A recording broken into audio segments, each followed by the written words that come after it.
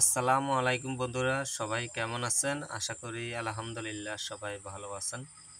তো বন্ধুরা, আজকে আমাদের এখানে যে সিঁড়ি রুমটা দেখতেছেন, এই সিঁড়ি রুমের নিচে কিন্তু অনেক আকর্ষণীয় একটা কিচেন রয়েছে। তো যাদের জায়গা কম কম জায়গার মধ্যে বিল্ডিং করতেছেন, তো চাইলে কিন্তু আপনারা আমাদের মতো এরকম সিঁড়ির চোখের নিচ দিয়ে একটা কিচেন করতে পারেন।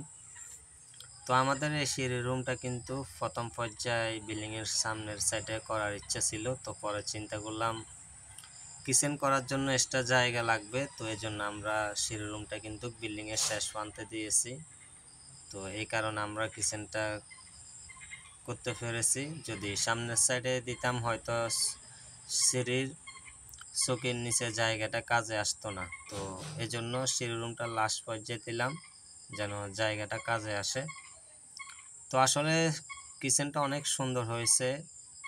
তো আপনাদের যদি এই কিচেনটা নিয়ে কোনো কিছু জানার ইচ্ছে থাকে তাহলে কমেন্ট বক্সে জানাবেন। তা না হলে আমাদের স্ক্রিনে থাকা নাম্বারটার মধ্যে যোগাযোগ করবেন, আমরা ইনশাল্লাহ আপনাদেরকে সহযোগিতা করার জন্য চেষ্টা করব। তো আমাদের এখানে যে আলমারিটা দেখতেছেন, এটা হচ্ছে হাইট 6 ফুট 6 ইঞ্চি, ফার্স্টটা হচ্ছে 4 ফিট। এখানে 3টা বক্স দেয়া হয়েছে। তো উপরে এটা আমাদের চৌকির স্লব জায়গার মধ্যে হয়েছে, তো এটা তেমন কাজে আসবে না, নিচের টিনটা কিন্তু কাজে আসবে। আর এখানে দুইটা শেল করা হয়েছে, একটা চুলা বসানোর জন্য বেসিং, আর একটা উপরে রান্নার যে জিনিসপত্র লাগে এগুলা রাখবে। আমাদের এই চৌকির উপরে কিন্তু আরেকটা আলমারি রয়েছে। তো এটা কিচেনের ভিতরে না, কিচেনের উপরের সাইডে। তো এখানে একটা বেসিং দেওয়া হয়েছে।